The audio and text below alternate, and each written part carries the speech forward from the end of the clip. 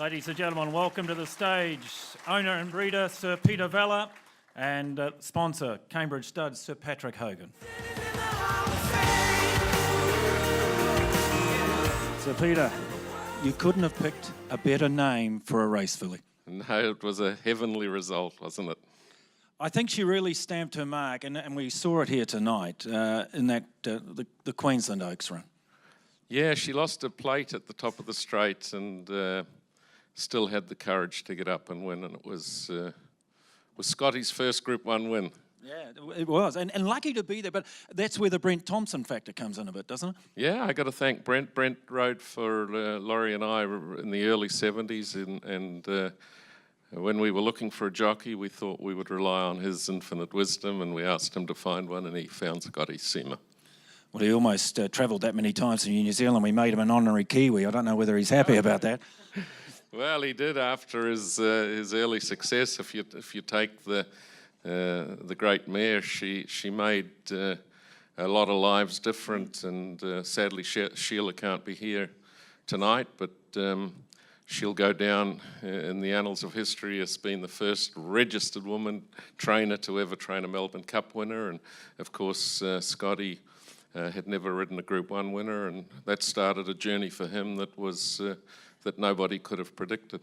Certainly. She never won by big margins, though, did she? No, she didn't want to waste it, did she?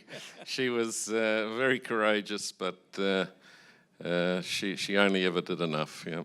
The video never said, but there was an inquiry after the Caulfield Cup, wasn't it? That was probably the worst moment in my racing life, was the time it took with Damien Oliver giving an outstanding rendition of why he should have won, and us sitting there in shock wondering what was going to happen, but fortunately the right result came. Yeah, and the other thing which wasn't mentioned, you almost did the unthinkable because of the track conditions and scratched her on Melbourne Cup Day. Well, I'm not sure. I think that's a little bit of legend that's developed. I think we were just being cautious about doing the right thing by the mare, and Brent Thompson walked the track in the morning, and he said it was fantastic and that she should run, and we were happy to go with that. All right, and coming back as she did to win the BMW at Weight for Age, another outstanding performance. Yeah, that's probably the race, my go-to race when I want to watch something on a Sunday afternoon, but it was an enormous effort. We'd heard all the way through the summer that Universal Prince probably would have won the Melbourne Cup had he started, and it was a lot of tension, and the way she did it, and I was talking to Scott last night about it and reminiscing, and he even confessed to having a little doubt as Universal Prince went past her, but she showed enormous courage and he showed great judgment, and the result is there forever. You don't mind if I get Scott up? Not at all. Scotty, get up here. Scotty Seamer, come up. Honorary Kiwi, don't shake your head, or I'll do what I did at Karaka that day. No. Ladies and gentlemen, Scott Seamer. Scott, we talked about horses changing people's lives. It certainly changed yours. Yeah, she certainly did. I thought I'd achieved a lot in my riding career up until that point. I was very happy where I was going, but I didn't know there was another level. It certainly was. 4 Group 1s on her. Of those 4 wins, which is the most memorable? As I said to Peter last night, the Melbourne Cup, you know, that's the pinnacle, but the BMW,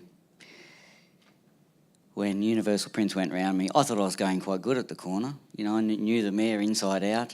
She was just starting to get a momentum up, but Universal Prince went round me like I was standing still and just come in on me, and she just lost a little bit of momentum, but when he got in front of me, I just had to balance her up and really hit the line, and there was 2 in that race that had the will to win. It was her and myself, and that's what got us there, because if you haven't got the will to win, you've got nothing, and she had the most, and I consider I had just as much as her. Yeah, certainly. What are you up to these days? You're looking well. A gentleman that's standing on this stage has infected me with the breeding bug, so that's what I'm doing. Yeah, I hope you're showing a little bit more courage in the auction ring these days. Not quite as much as I do as when I'm on the back of a horse. All right, Scott, just got to finish off, Sir Peter, by saying you've got to be, and I know this has nothing to do directly with Ethereal, but how the sales went this year. Yeah, fantastic. Wonderful result for the breeders, and if they're happy, we're happy. Well done. Ladies and gentlemen, Sir Peter Vella and Ethereal, we thank our sponsor, Sir Patrick Hogan. Thank you, Scott. Thank you.